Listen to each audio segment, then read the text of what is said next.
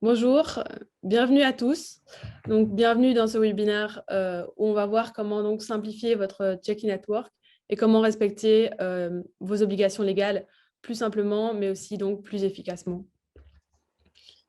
Alors, premièrement, je vais laisser Charles se présenter. Bonjour à tous, je m'appelle Charles Lehedet et je suis CRO de Traxéo depuis maintenant 2 ans. J'ai un background dans la transformation digitale dans différentes industries et voilà, maintenant je suis très actif chez Traxéo et ravi de pouvoir vous présenter aujourd'hui nos solutions pour simplifier le check-in at work. Merci Charles.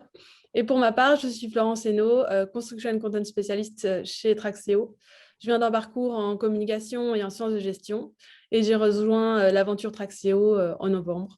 Et donc depuis, j'accompagne nos clients dans leur transformation digitale et donc notamment ici dans la digitalisation du processus de check-in at work. Alors, voilà. Donc, je crois que voilà. Merde, pardon. Alors, chez Traxéo, qui sommes-nous? Nous sommes éditeurs de logiciels et d'applications web et d'IoT pour le secteur de la construction, mais également donc, des services associés, facility management, tout ce qui va être en fait les entreprises avec du personnel en intervention. On est donc spécialiste dans la numérisation de processus métiers complexes et on possède maintenant plus de 10 ans d'expérience dans le secteur. Et donc, nos équipes se composent aussi bien d'experts du secteur de la construction, au sens large, et d'experts de la digitalisation.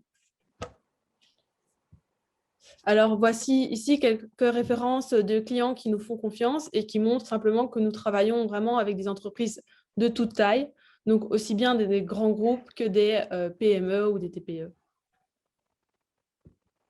Alors, à l'ordre du jour, nous verrons d'abord avec une introduction pourquoi le check-in at work est-il si compliqué à respecter. Nous ferons l'état des lieux dans le secteur et assez vite, nous en viendrons aux solutions avec des moments de démo en live. Et à la fin, nous aurons un moment de questions-réponses auquel nous vous encourageons fortement à participer. N'hésitez pas à poser vos questions en cours de présentation et nous verrons donc comment nous pouvons y répondre en fin de webinaire. Voilà. Je laisse la parole à Charles. Merci Florence pour cette introduction. Donc, introduction au check-in at work. En effet, qu'est-ce que le check-in at work? Eh bien, avant tout, c'est une obligation. Ici, on n'est pas en train de parler de productivité, de différenciateurs, de différentes manières de fonctionner en tant qu'entreprise de construction. Le check-in at work est une obligation. Toutes les entreprises sont sur le même pied d'égalité. Lorsque vous avez des chantiers avec un budget supérieur à 500 000 €, il est obligatoire d'enregistrer tous les travailleurs qui sont présents sur votre chantier. Alors, lié à cette obligation, évidemment, il y a un certain nombre de responsabilités. Dans le secteur de la construction, donc souvent, on a deux types d'entreprises, des entrepreneurs généraux et des sous-traitants qui sont actifs, très actifs dans l'exécution des travaux. Alors, au niveau de l'entrepreneur principal, l'essentiel de la législation dit essentiellement qu'il est très important le rôle est vraiment de faciliter l'enregistrement des présences. Et donc, avec des obligations de notification de travaux, fournir les appareils d'enregistrement et s'assurer de leur bon fonctionnement, être responsable de l'exactitude des données, s'assurer que son propre personnel est enregistré avant qu'il ne pénètre sur le site, et si l'enregistrement a lieu dans un autre lieu, prendre des mesures pour que la même garantie puisse être donnée que dans le cas d'un enregistrement sur site. Ensuite, au niveau sous-traitant, là, les obligations sont un petit peu différentes, mais l'obligation essentielle est d'enregistrer votre personnel et également les sous-traitants que vous pourriez potentiellement employer. Et donc, utiliser les dispositifs d'enregistrement à disposition, le mettre à disposition également de vos sous-traitants au niveau inférieur, fournir des dispositifs d'enregistrement, comme par exemple des badges à vos travailleurs, et s'assurer évidemment que les personnes sont enregistrées avant d'entrer sur le site. Alors, on ne va pas rentrer dans le détail ici de exactement qui doit s'enregistrer quand, mais ce qui est important ici à savoir, c'est qu'évidemment, il y a dans le secteur une multitude de profils et d'intervenants sur les chantiers, une multitude de situations également, et qu'il est important de savoir qui doit s'enregistrer quand, et nous aidons notamment nos clients à cela.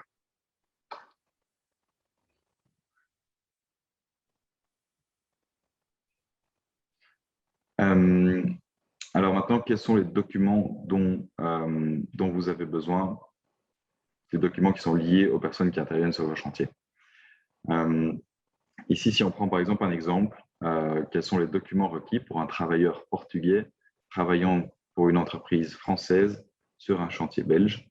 À ce moment-là, le profil de la personne est identifié par 3 facteurs: la nationalité de la personne, portugais donc européen, la nationalité de l'employeur, il est français donc européen, et le rôle de la personne qui est travailleur et employé. Sur cette base-là, on peut déduire quelles sont les preuves nécessaires, et également quels sont les documents qui peuvent être utilisés comme preuve, par exemple pour la preuve d'identité, la preuve de résidence, certificat d'emploi, ou dans des situations comme ici dans la crise Covid. Donc vous voyez que pour ce type de personnes, mais voilà, pour la preuve d'identité par exemple, la carte d'identité étrangère est valide, le construit badge ou une carte électronique. Et donc, ce qui est important à savoir, c'est qu'évidemment, il y a une certaine complexité derrière ça, parce que juste dans le slide juste avant, on vous a montré un exemple pour un type de profil.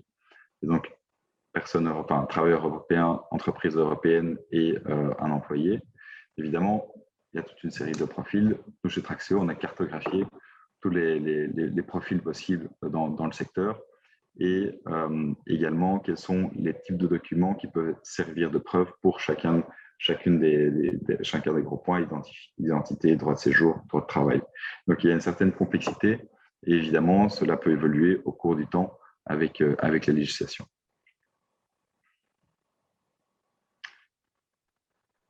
On a vu juste avant donc qu'il y a une certaine complexité dans le fait de savoir qui doit s'enregistrer, dans le fait de savoir quels sont les documents qui sont nécessaires pour chaque type de travailleur, et également maintenant, il y a une complexité dans la gestion des remarques faites par l'ENSS, donc en fonction des déclarations qui sont effectuées pour vos travailleurs. Donc il y a toute une série de remarques potentielles, certaines sont plus importantes que d'autres, mais ceci nécessite évidemment un travail d'identification, de réaction au niveau des entreprises générales, mais également au niveau des sous-traitants. C'est important à prendre en compte. Finalement, donc, quelles sont les sanctions possibles en cas de non-respect des obligations liées au Check-in at Work? Il y a des sanctions qui sont de type amende pénale, de type amende administrative, qui peuvent être infligées à l'entreprise générale, aux travailleurs, aux sous-traitants, qui peuvent être des montants assez importants, surtout quand elles sont infligées au niveau de la personne. Elles peuvent être infligées pour plusieurs raisons: le fait de s'abstenir d'un enregistrement, s'abstenir de fournir un système d'enregistrement, s'abstenir de placer l'appareil d'enregistrement et de contrôler son bon fonctionnement, s'abstenir de prendre les mesures nécessaires pour s'assurer que l'enregistrement à distance est effectivement effectué. Il y a encore une série d'autres raisons, mais l'essentiel, c'est évidemment que lors de contrôles sur chantier, des non-conformités soient identifiées. Il y a également des sanctions qui peuvent être infligées en cas de non-respect de l'obligation de déclaration de travail, tant pour l'entrepreneur principal que pour le sous-traitant, qui sont des sanctions qui peuvent être très élevées et qui peuvent monter jusqu'à 5% du montant total des travaux. Donc c'est non négligeable pour n'importe quelle entreprise dans le secteur. Hop. Voilà, merci Charles pour cette introduction. Et donc, on voit vraiment qu'il y a une complexité dans la gestion du check-in at work qui émane donc de différents faits, les documents, la diversité des profils. Et s'ensuit en fait vraiment énormément de difficultés dans différents départements. On va avoir sur le terrain des tâches administratives qui sont fastidieuses. On va venir avec des Excel pour savoir qui est en ordre, qui ne l'est pas. On va avoir de ce fait une insuffisance de connaissances sur les déclarations qui sont faites, sur le statut des travailleurs, et donc un contrôle pour le terrain qui est pratiquement, qui est fastidieux, mais pratiquement parfois impossible à réaliser complètement, puisqu'on a ce manque de vue en temps réel de l'information nécessaire. On a également une gestion documentaire compliquée, que ce soit pour l'administration, le sous-traitant, l'entrepreneur général. Et surtout, donc, entre tous ces services, une communication inefficace entre le traitement des documents au niveau de l'administration et puis faire passer l'information sur le chantier, également entre les sous-traitants, l'entrepreneur général.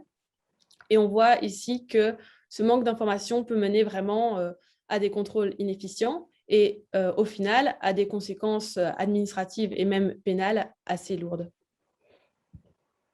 Alors ici, on se retrouve vraiment face à un dilemme où soit on va vouloir quand même mettre le maximum de ressources pour faciliter la gestion du check-in at work, assurer le contrôle, sans être sûr d'y parvenir totalement, mais on va mettre le maximum de personnes et de ressources et de temps dans cette gestion, avec donc une perte de productivité, puisque ces ressources, comme par exemple voilà, le chef de chantier est occupé à essayer d'effectuer le contrôle, mais ne peut pas être à d'autres tâches. Et on va avoir une autre situation où peut-être on va allouer moins de ressources. On va penser que ça peut être suffisant, mais ça ne va pas l'être. Et au final, on va se retrouver donc avec des contrôles qui sont effectués trop tard ou qui ne sont pas bien effectués simplement par manque d'information. Et ici, on s'expose vraiment, comme on l'a vu, à des sanctions lourdes et financières qui peuvent toucher aussi bien le travailleur que l'entrepreneur général que le sous-traitant, et alors aussi des sanctions pénales et qui sont à même d'entacher, voilà, sur le long terme, la réputation de l'entreprise. Alors maintenant, on va voir comment, avec les solutions Traxéo, on est venu améliorer l'efficacité de la gestion du check-in at work en essayant d'allouer le moins de ressources possible, tout en assurant un contrôle efficace.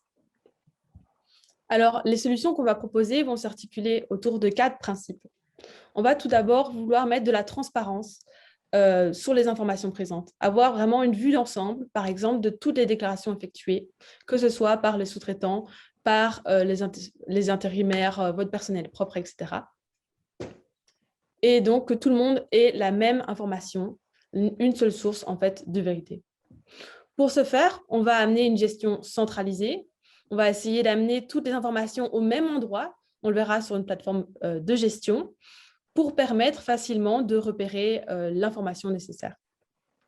On va également vouloir avoir une facilité d'usage tout au long du processus, que ce soit en facilitant l'enregistrement, en facilitant la gestion documentaire et aussi en amenant à chaque personne l'information qui la concerne. Donc, pour effectuer un contrôle, par exemple, on va rapidement voir quelles sont les personnes qui ne sont pas en ordre et on ne va pas devoir mener cette recherche manuellement.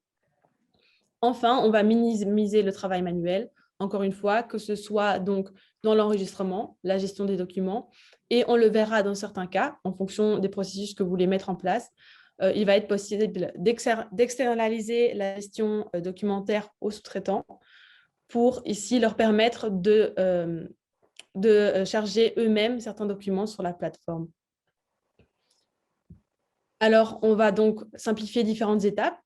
Tout d'abord, bien sûr, effectuer l'enregistrement, mais ensuite également comment obtenir une vue d'ensemble des déclarations, faciliter le travail du chef de chantier lors des contrôles, assurer une bonne gestion donc, du statut administratif et enfin, dans certains cas, externaliser la gestion des documents vers les sous-traitants. Pour la première étape, donc, venons-en à effectuer un enregistrement. Bien sûr, effectuer un enregistrement est possible depuis le site de l'ONSS. Mais assez vite, on a vu énormément d'entreprises venir avec différentes solutions pour faciliter cet enregistrement. Certaines ne proposent même que ça pour vraiment ici solutionner cet enregistrement trop fastidieux. Alors, on a vu par exemple des tracking units dans les véhicules. Mais ici, en fait, on va voir que chez Traxéo, on souhaite vous proposer une suite de solutions complètes, mais également aussi flexibles à vos processus où vous pouvez faire avec l'une et l'autre, faire avec plusieurs, donc pour s'adapter au processus en place chez vous. Alors, on va bien sûr avoir le track and trace dans les véhicules, mais on va également avoir des lecteurs de badges, que ce soit sur des badges fixes ou sur des badges virtuels sur smartphone. Si vous souhaitez partir du planning de vos présences, c'est également possible. J'ai un retour si jamais. Voilà. Donc, c'est également possible, excusez-moi. Et ici, donc, on va venir rechercher l'information de ce planning. Et enfin, aussi, ça va être possible depuis l'application mobile que l'on propose et une plateforme de gestion web pour aussi bien pouvoir effectuer un enregistrement, mais ensuite, on le verra, effectuer les contrôles depuis le terrain et depuis les bureaux. Et juste, je préciserai aussi qu'au niveau des moyens pour s'enregistrer, évidemment, l'objectif de notre solution est d'être le plus flexible possible. Donc, au niveau, par exemple, du badging, nos badgeuses lisent les construits badges, les cartes d'identité, les QR codes, les tags RFID. On peut avoir aussi des étiquettes RFID qui peuvent être collées sur des cartes, qui peuvent être collées sur des casques. Donc, c'est évidemment l'objectif de pouvoir identifier tout le monde. Tout à fait. Merci Charles pour les précisions.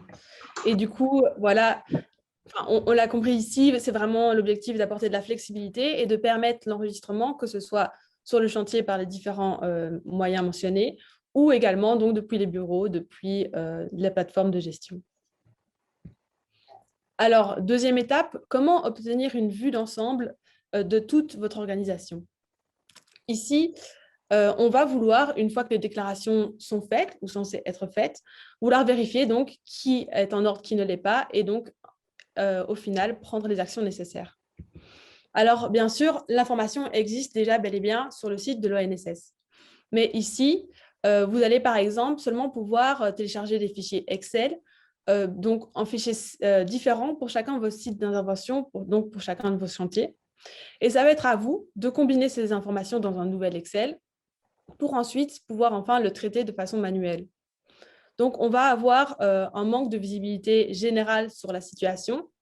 Et ici aussi, un traitement de cette information qui va prendre du temps et qui va amener un délai entre le moment où l'information est en fait déjà disponible et le moment où vous allez pouvoir en prendre conscience et où vous allez repérer, par exemple, une remarque de l'ONSS. Alors ici, on a voulu solutionner ce problème en proposant un portail de gestion avancé pour votre gestion administrative, où on va venir chercher toutes les informations qui émanent soit du site de l'ONSS, soit des déclarations donc, qui sont effectuées, par exemple, sur les applications, sur les badges, etc., pour vous fournir cette vue d'ensemble. Et ici, outre la vue d'ensemble de votre organisation, vos sous-traitants, vos intérimaires, etc., vous allez surtout pouvoir rechercher dans ces informations ce qui vous intéresse. Donc, elle a déjà été présentée de façon intuitive, mais vous allez pouvoir donc trier, comme on le disait, par population de travailleurs, mais aussi par type de remarque, par exemple. Et avoir les historiques. Voilà, j'y venais, parfait. Et aussi, par exemple, voir l'historique d'une personne. Est-ce que généralement, cette personne est en règle au niveau du Check-in Network, ou est-ce que voilà, on a vraiment un historique de quelqu'un qui n'est pas en règle, où on a des documents à chaque fois qui manquent, etc. Je laisse maintenant la parole à Charles pour la troisième étape, faciliter le travail du chef de chantier. Voilà. Donc, c'est vrai que dans la plupart des entreprises avec lesquelles nous parlons qui n'ont pas nos solutions, on se rend compte qu'il y a souvent des processus qui peuvent être très lourds au niveau de l'encadrement chantier pour la gestion de ce check-in network. Si tu vas au slide suivant. Donc, la situation actuelle est souvent en effet que les chefs de chantier se rendent, ou les conducteurs de travaux se rendent sur le site de l'ONSS pour aller regarder la situation du jour ou reçoivent par email un Excel avec la liste des présences et éventuellement la liste des personnes qui ne sont pas en ordre ou avec les marques de l'ONSS. Mais quoi qu'il arrive, on se rend compte qu'il y a souvent de nombreuses tâches manuelles quotidiennes, un manque d'informations instantanées, des informations qui peuvent être limitées, donc pas d'historique, pas de vue globale sur le statut administratif de la personne, une méthode de travail qui n'est pas ad hoc, réactivité qui peut être limitée dans le cas où, par exemple, il y a des personnes qui rentrent sur le site pendant la journée après 9 heures, par exemple. Et surtout, cela prend un temps certain qui fait que le chef de chantier se retrouve plutôt dans la cabane de chantier que sur le terrain pour travailler avec et encadrer ces équipes. Donc voilà, on a des feedbacks comme quoi ça peut prendre 1 heure par jour par chantier, ça peut prendre 2 heures par jour, ça dépend vraiment je crois que tous les process peuvent être un petit peu différents. Mais donc voilà, quoi qu'il arrive, donc chez Traxéo, nous avons travaillé énormément pour mettre en place une application mobile qui permet au chef de chantier de contrôler les présences depuis le terrain, donc, en ayant dans sa poche la liste du personnel présent sur chantier, la liste des entreprises, et permettre de garantir l'ordre et la sécurité des employés. Je vais vous partager mon écran pour faire une petite démonstration, ce sera encore plus parlant. Tout à fait.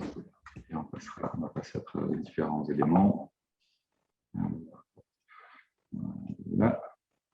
Vous voyez un écran, je pense. Oui, très bien. Donc voilà, donc cette application mobile, vous la voyez ici devant vous. Donc il y a différents écrans. Un premier écran qui est ici la liste des projets auxquels j'ai accès pour le contrôle de présence. Ici, je clique par exemple sur l'hôpital d'Ixelles où je vais voir les données pour la journée. Ici, je vois en temps réel qui est présent sur mon chantier, quelles sont les entreprises. Ici, vous voyez 4 entreprises différentes. C'est ça, quand je clique sur le petit plus, je vais voir le détail des personnes qui sont présentes sur mon chantier et essentiellement deux informations importantes qui sont une petite boule ici rouge, Gagnac pour son ordre administratif, et également une information sur l'accueil. Est-ce que cette personne a reçu son introduction sécurité ou pas, qui permet d'avoir une vue rapide de qui est présent et quelle est la situation. Si vous avez évidemment un très gros chantier où, disons, il y a 300 personnes, vous pouvez ici, vous avez un onglet qui permet d'identifier directement les erreurs et donc avoir le focus sur les 10-15 personnes qui sont peut-être pas en ordre. Alors, quelles sont les actions que je peux prendre? Quand je clique sur le nom de la personne, à ce moment-là, je vais me retrouver sur le profil de cette personne avec trois onglets importants qui sont un premier onglet général, un onglet documents et un onglet compétences. Dans l'onglet général, vous voyez ici, j'ai le nom du chantier, le nom de l'entreprise de cette personne, son nom, je peux avoir une photo de la personne, je peux avoir son adresse de résidence, je peux scanner par exemple un nouveau tag pour lui assigner, annuler sa déclaration, et puis prendre des actions. Si je le contrôle en disant je peux sortir du chantier, je peux le noter comme contrôlé, je peux lui partager un QR code, et également, vous voyez tout en bas ici, avoir des commentaires qui peuvent être notamment les remarques de l'ONSS qu'on peut remonter jusqu'au chef de chantier.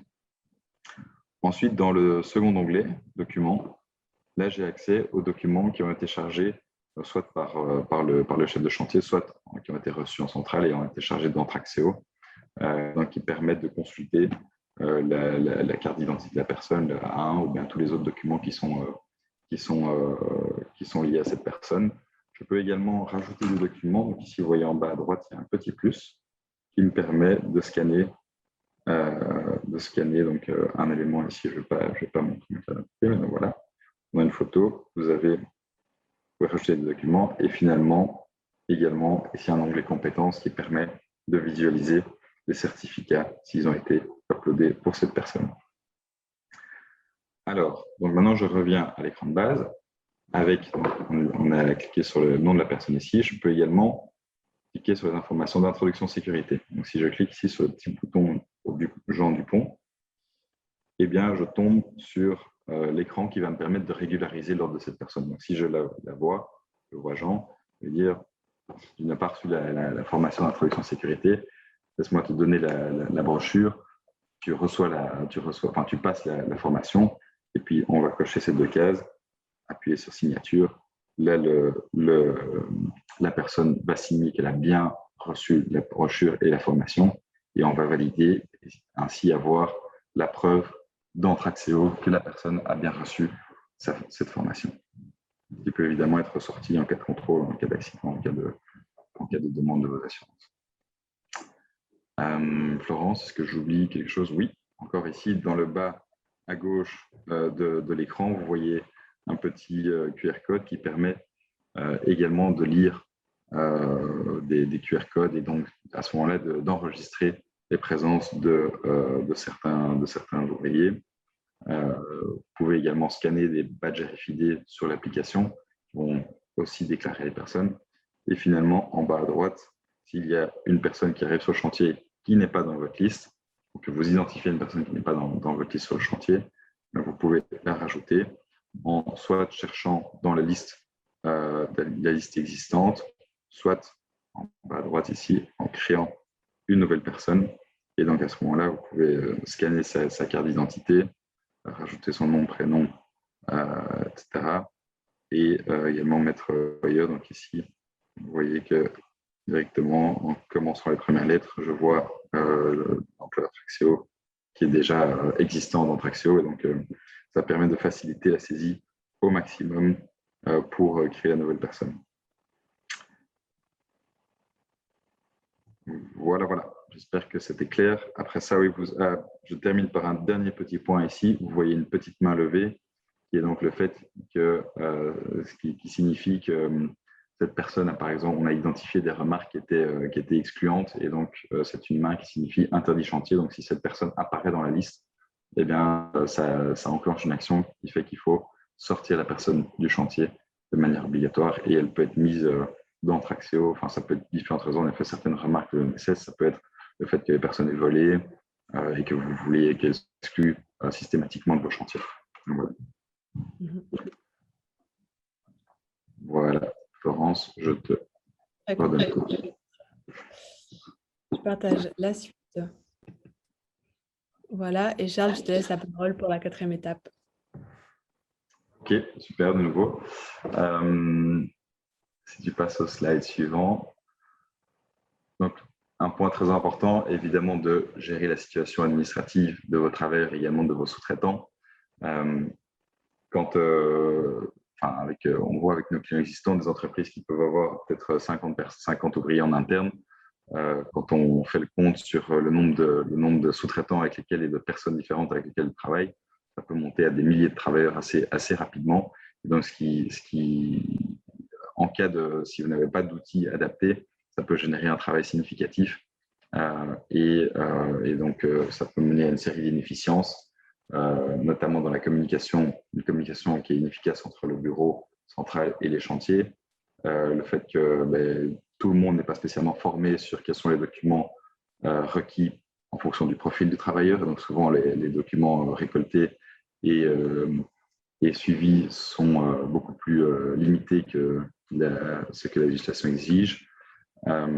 Et finalement aussi un travail qui peut être effectué de manière double sur tous les chantiers. Si par exemple vous avez un sous-traitant qui intervient sur 2 de vos chantiers, eh bien, chacun des chefs de chantier va vérifier ces documents, alors qu'il pourrait très bien avoir une communication unique qui fait que l'information sur les documents est stockée en centrale, mise à disposition pour tout le monde de manière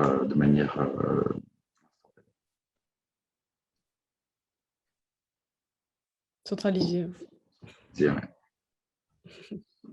Prochaine slide. Et donc voilà, donc c'est pour cette raison que ces dernières années, on a énormément travaillé sur une plateforme de gestion documentaire liée à vos ressources, qui permet de suivre l'administration des employés grâce à l'intelligence artificielle.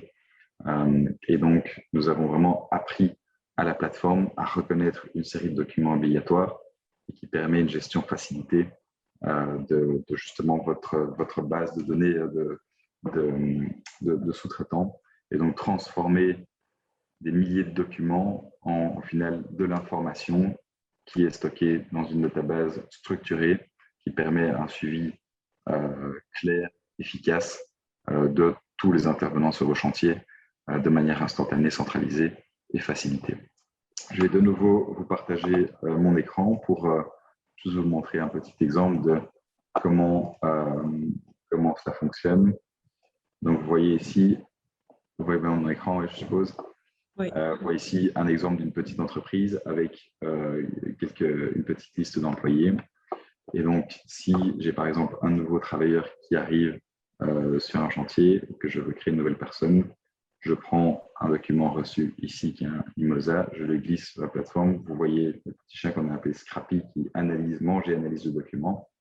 et qui va montrer le résultat de l'analyse du document. Donc voilà, ici, il y a une nouvelle personne, Gagnac Sergi, qui a été créée et donc qui vous facilite fortement la gestion. Avec ici les documents, voilà, les dates du document d'expiration ont été identifiées. On voit que le nom, prénom sont déjà encodés, l'employeur, le numéro TIN vérifié sur la base VIS européenne. Et le système me dit ici qu'il manque l'information du type de contrat pour pouvoir aller plus loin.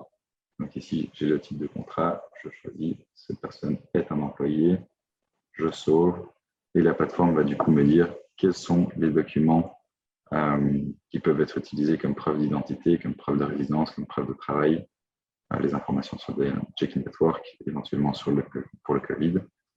Et vous voyez ici, les documents sont tous stockés dans la database. Donc, vous pouvez comme ça rajouter les personnes et faire en sorte que toutes les petites boules rouges deviennent vertes et permettent d'avoir une personne au final en ordre. Voilà, je ne vais pas rentrer dans le détail du détail, mais j'espère que c'était clair. Très clair. Hop, la suite. Et la dernière étape, Charles. La dernière étape étant l'externalisation de la gestion des documents. Donc, en tant qu'entreprise générale ou entreprise employant de nombreux sous-traitants, nous offrons si tu vas au slide suivant, Florence. Souvent, ce qui se passe en effet, c'est que la situation ad hoc, c'est qu'il y a une communication par email entre l'entreprise générale et les sous-traitants, ou bien les travailleurs arrivent avec leurs documents sur chantier, ce qui peut être assez problématique et prendre du temps.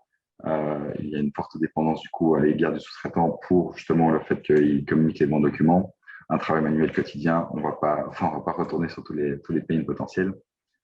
Et donc là, dans le slide suivant, on voit que notre plateforme permet une certaine externalisation de la gestion des documents en mettant à disposition des sous-traitants la plateforme pour qu'eux-mêmes uploadent leurs documents et l'aide à la décision en fonction de leur type de travailleur, ils voient quels sont les documents qui sont nécessaires et puissent avoir leur base de données et un partage automatique des documents quand leur personnel s'identifie sur vos chantiers.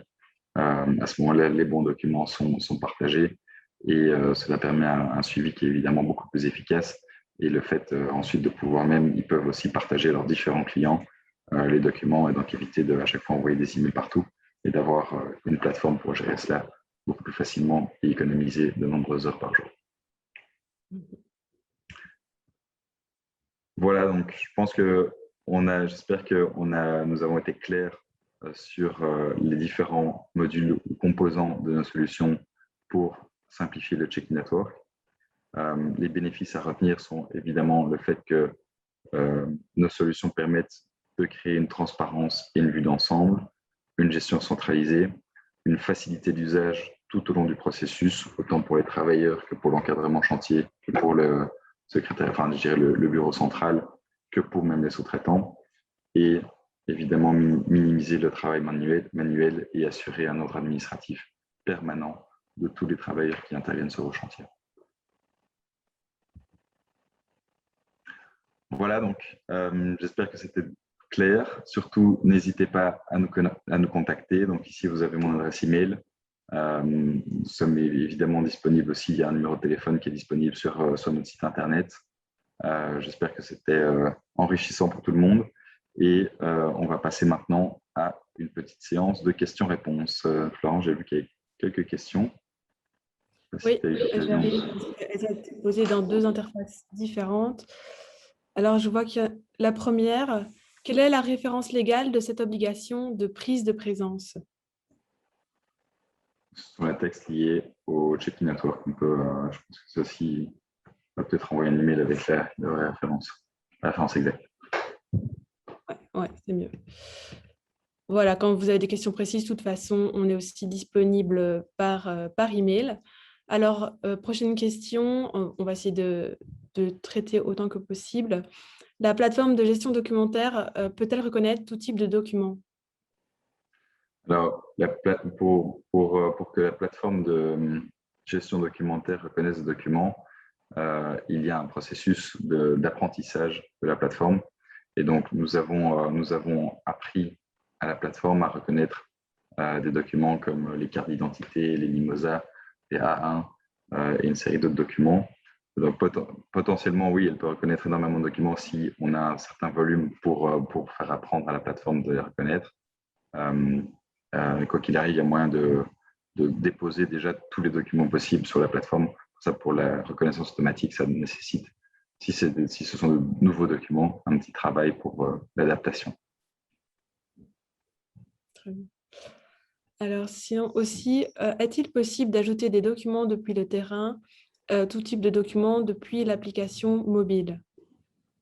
Oui, donc ça, je pense que vous avez vu dans la petite démonstration que j'ai faite, il y avait dans l'onglet documents la possibilité de rajouter, d'appuyer le petit plus et de prendre des photos des documents pour que cette photo puisse être stockée directement dans l'application mobile, mais également communiquée en centrale dans l'application web pour justement récolter tous ces documents et les stocker. Alors, est-ce que les applications mobiles peuvent être utilisées seules avec un système actuel déjà en place, donc des badges? Alors oui, c'est possible. C'est possible. Étant donné que nous sommes intégrés à l'ENSS de manière bidirectionnelle, donc on sait aller rechercher toutes les informations de présence, les exceptions sur vos différents chantiers, les remarques sur vos différents chantiers, et donc et mettre à disposition l'application de gestion documentaire séparément par rapport au système de badging que vous avez déjà en place, ce qui permet d'avoir une plateforme de gestion documentaire qui n'existe pas sur le marché, et également les applications mobiles qui vont faciliter la vie de tous vos chefs de chantier. Et alors, les remarques de l'ONSS sont-elles synchronisées en temps réel et sinon à quelle fréquence? Alors, les remarques de l'ONSS sont en effet synchronisées presque en temps réel. Je crois qu'il y a un update toutes les heures, mais je pense que c'est également paramétrable. Donc, l'essentiel des informations est présent en temps réel sur l'application. C'est clair.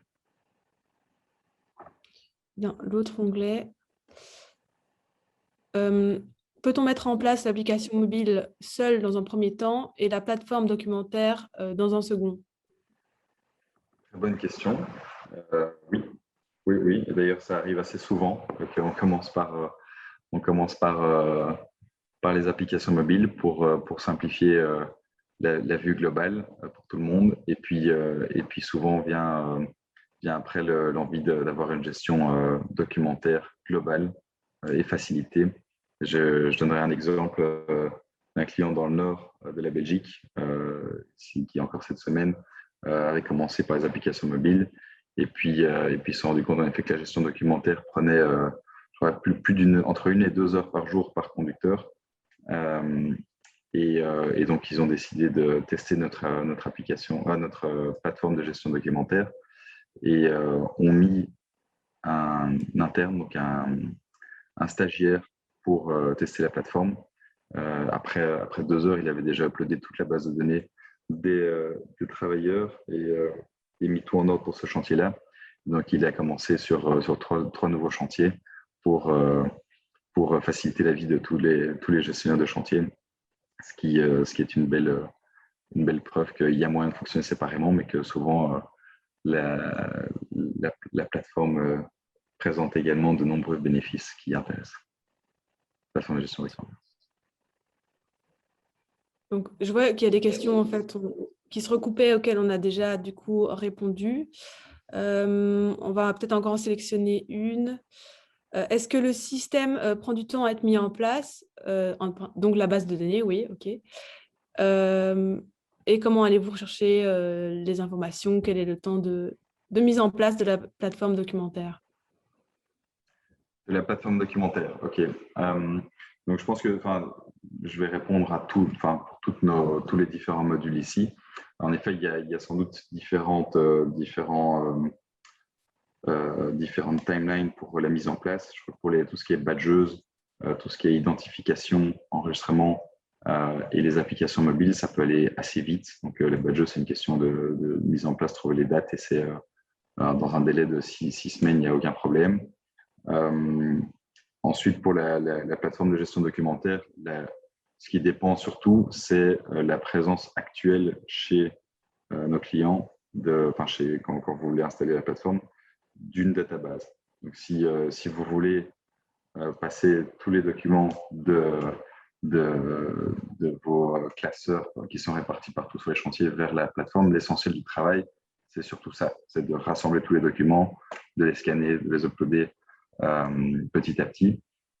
Si vous les avez déjà tous dans un OneDrive où tout est bien classé, et bien tout peut aller très rapidement parce que dans la plateforme, ici, moi, je vous ai montré comment uploader un document, mais vous pouvez glisser 100 documents en un coup qui va permettre à la plateforme de créer automatiquement les personnes et d'aller beaucoup plus vite. Donc, ça peut vraiment aller de plusieurs semaines si vous devez tout créer petit à petit à un jour où on a toute la database et on l'upload. Parfait. Je propose peut-être que pour les autres questions, voilà, je vois qu'il y en a qui se recoupent. Mais si vous avez des questions plus précises auxquelles on n'a pas pu encore répondre, n'hésitez pas, même si elles vous viennent après, à envoyer un mail ici, voilà, à Charles. On prendra le temps d'y répondre, même par écrit, s'il y a besoin de précision. Et voilà, merci beaucoup pour votre présence, pour vos questions aussi, votre participation. Charles, si tu as quelque chose à ajouter. Je pense que c'est très clair. Merci Florence pour l'organisation du webinaire et toutes les explications. Merci à tous pour votre présence. C'était un grand plaisir de pouvoir vous présenter tout le travail effectué par Traxéo sur ces sujets.